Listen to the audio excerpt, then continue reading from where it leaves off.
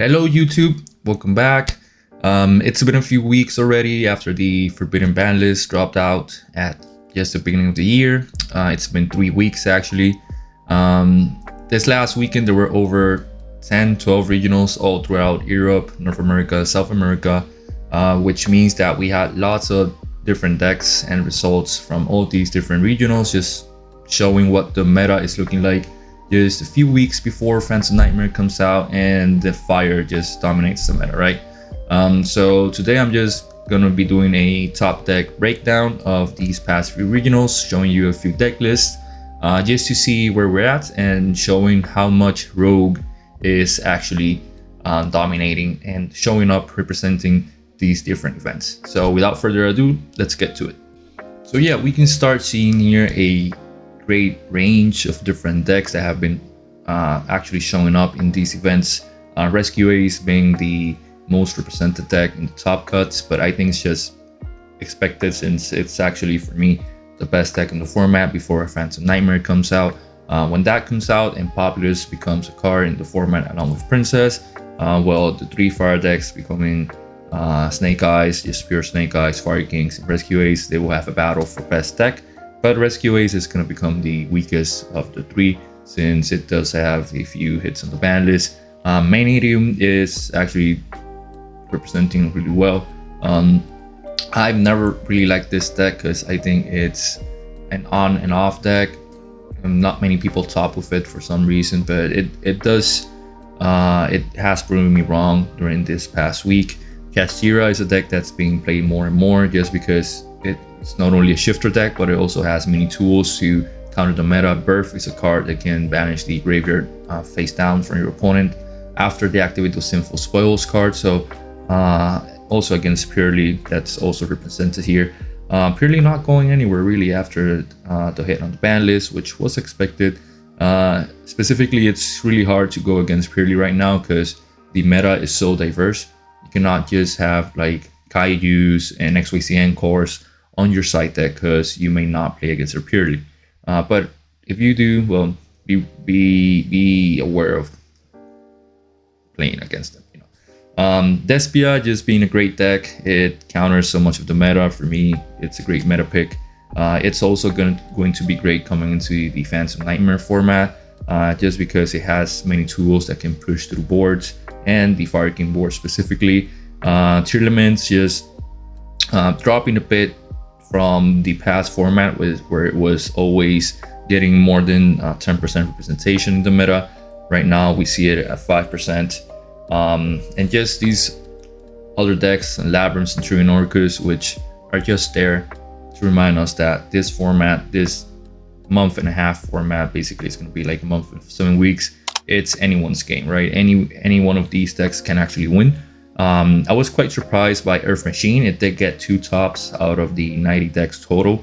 It has more tops than other decks in the top category on the other category, since those decks only have 1 top each. But we see that the other category actually is more than the race, which is first in the decks. So we see that, again, this is a really diverse format. Anything can take it. As for the decks in the other category, we have all this different range. We can see Dragon Link, Sprite, Vanquish Soul, Tri-Brigade, which has a variation with Fire Kings, Flowandary, Sober Signister, Shadow. That was in the same regional. I don't know if we should count that because it's also the stun deck. Those 3 were all in the same regional, but they still topped. A Synchro variant, a Synchron, Sword Soul, which is making a resurgence. It's really a good deck and it has a great Fire King matchup just because it can push through boards with just the Tenji stuff, and then they can just play Sword Soul and the level 10 Synchro that they have, which banishes when something activates, either a spell or a monster. It's really good. And Rika, just after Banlist, we see here that it's not going anywhere. Maybe it's gonna be lowering representation, but I think good pilots will just take this deck pretty far. So yeah, that's it for the pie chart. Let's get on to looking at some lists.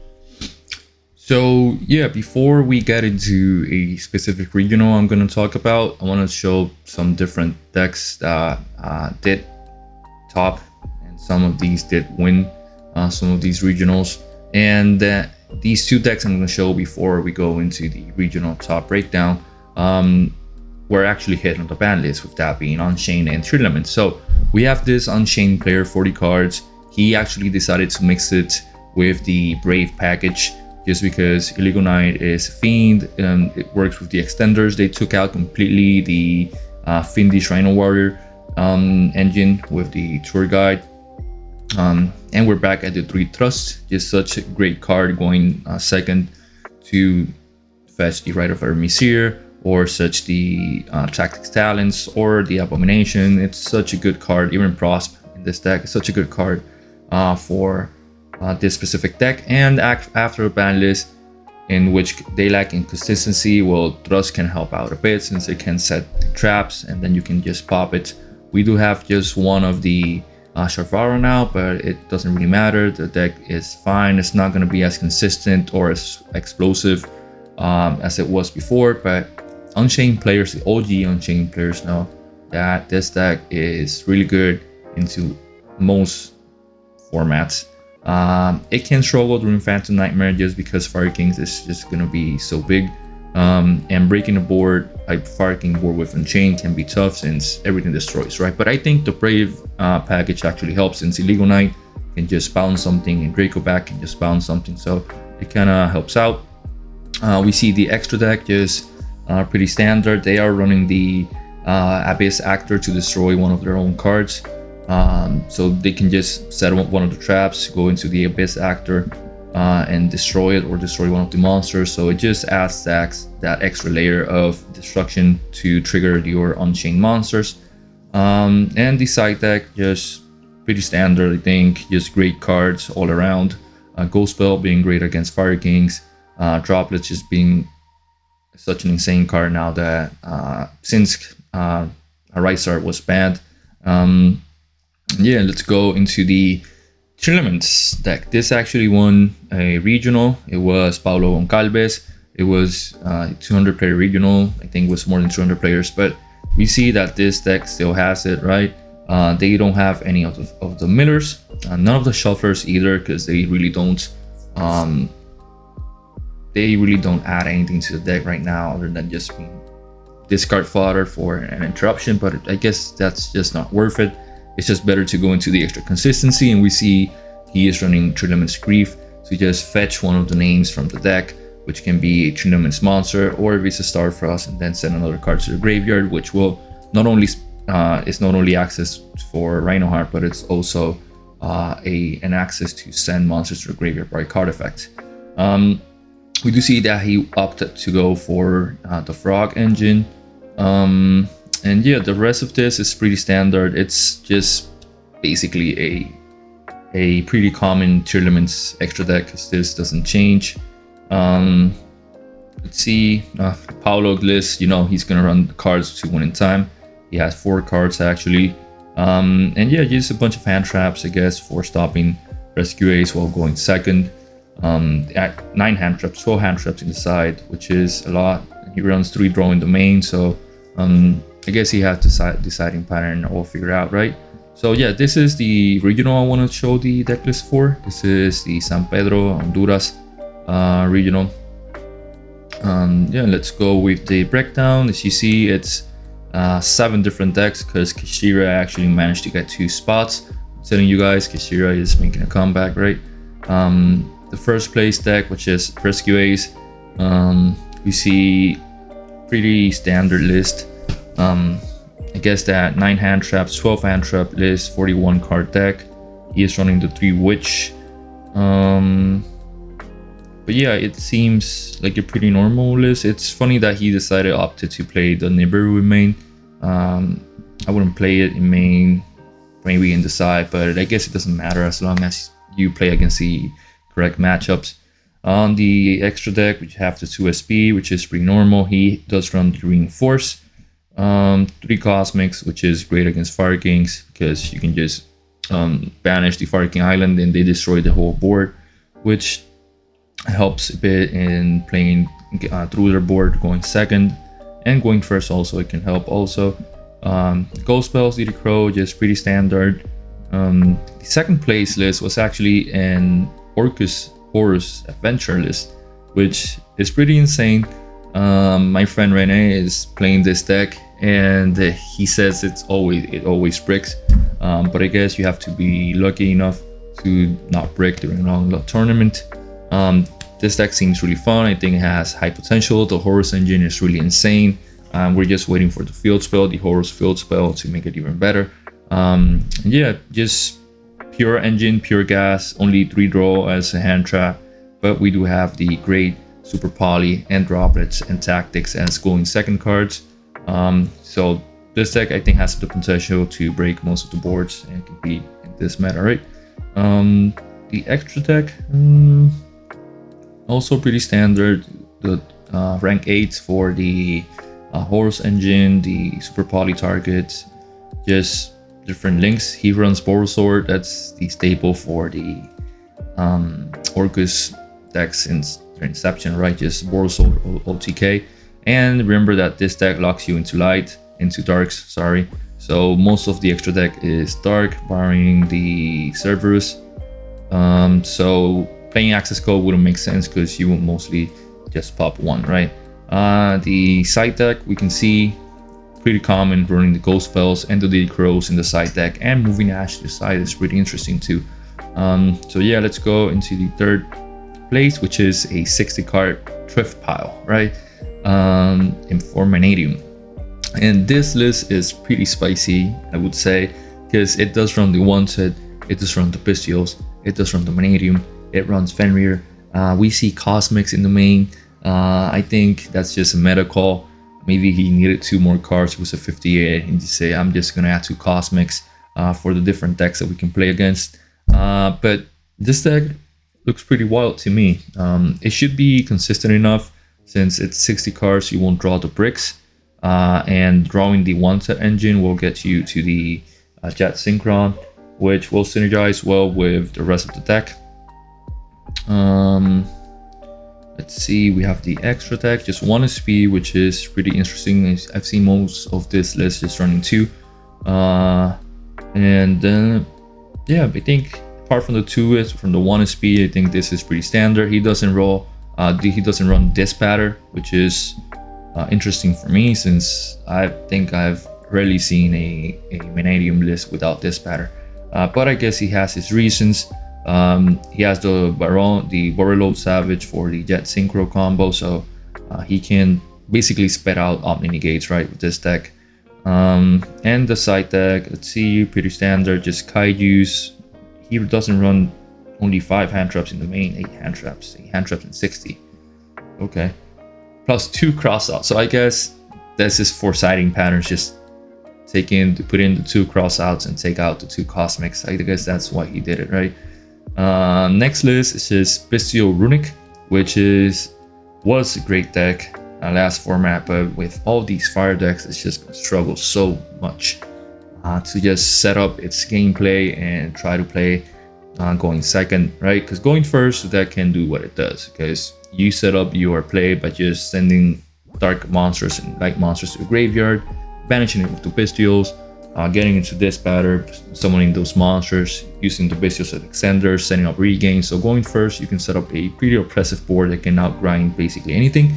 But going second, without having those darks in the graveyard, and just with 3 cards as non-engine, 3, 5 total. Obviously the Runics act as non-engine, but sometimes it's just not enough, right? I see he did opt to play the Ecclesia instead of the Cartesia, so that means he has like an extra extender with the Golden Sword Soul, so that's pretty cool. It did manage to get top 4.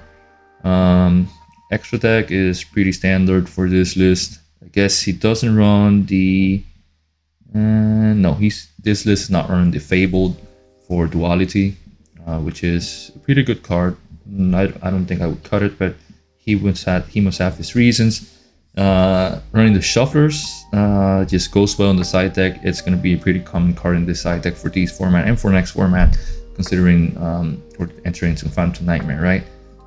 Just evenly. This is 5th place. Is Synchron. Is Adventure Synchron. I don't know much about this deck, but I guess it just spits out Omni Negates. It's all synchros. It doesn't even run in speed. My friend also plays this deck, so I don't know much about it, how it actually functions. But with the Brave and the Wanted and the just the Synchron, you spit out monsters, get into these synchros, which are, this is an Omni Negate, this is a Spell Trap Negate, this is an Omni Negate. Oh, so I guess he does go into the Calamity Lock. This is interesting. I guess it makes sense since it's so easy for this deck to just spit out the Crimson Dragon, go into a level 12 and just go into the King Calamity backed by an Omni Negate your opponent's turn. So I guess it makes sense. It must be like a less consistent Centurion with the added bonus that it will have protection when they do the during your opponent's turn when you do the Calamity. So I guess that's pretty cool. We also have a Horus Resonator Centurion. Centurion seeing a lot of play.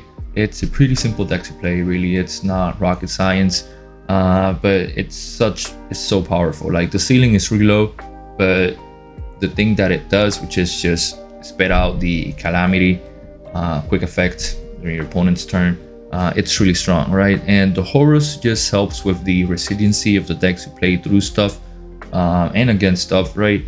Just being such an insane engine, getting the Happy and the Imseti, getting to your rank 8, and with the Resonators you can go into a Baron just to back up your Centurion plays your opponent's turn, also like we stated in the Synchron deck.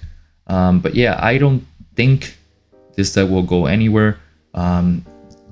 We see it's always a debate between like pure Centurion and Horus Centurion and super heavy Centurion. And I guess it just depends on how much non-engine you want to play in your deck, right? Because I know that pure Centurion can play like 15 hand traps, can play the 3 Desires, can play the Tactics. So it really plays like a Cyber's mid-range kind of deck, which just has an inherent lock in it, which is pretty cool.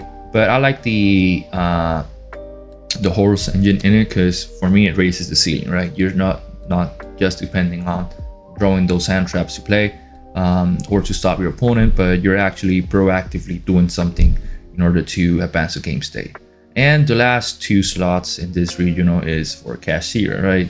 And let's see, they are almost the same list, only that this guy didn't run a Desires, he ran a Called By, and this other guy, instead of the Called By, he ran a Desires. So extra deck looks the same, and let's see the side deck. Side deck is pretty different. So yeah, just Cashier is gonna do Cashier things. We see here the villain of most formats. Unicorn is so great right now because we have so many 1-card targets in the opponent's extra deck. So just having access to rip that out, ripping that SP during your turn. So like summoning Unicorn, getting Ash, just looking at the opponent extra deck for information, and then rip a card, and then your opponent's turn, if you have the Unicorn, just rip another card.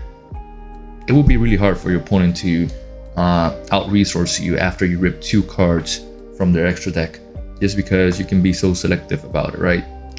So if you really know what you're doing, you can know what you can rip out and what really hurts you. So that can give you the advantage, along with Kbirth. This deck runs 3, 6, 9, 11, 14 hand traps. So just not a Rise Hard Turbo anymore. But we do have a pretty good game plan. We now do Heat Soul Turbo with the Dracosack, going to the Link Spiders, just revive, going to the Cybers monsters, and just draw 2 cards, right? So I think it's pretty solid. It's a great deck for anyone that wants to learn about the game and wants to like, because this deck is not really difficult to play, but any deck can be made better by its pilot, right? So this deck is a deck that you can take, practice it, and you will get better at the game because it will help you with different mechanics that will actually make you improve, right?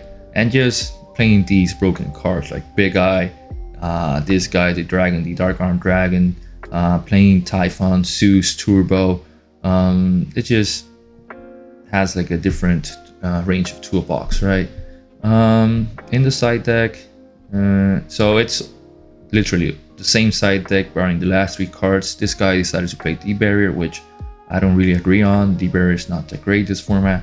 And this guy decided to run Book of the Moon, which I guess it's good against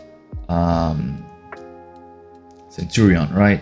But I think that there are better options for this. They both run the Cosmic, so Cosmic's pretty popular, pretty common in all these decks, these side decks.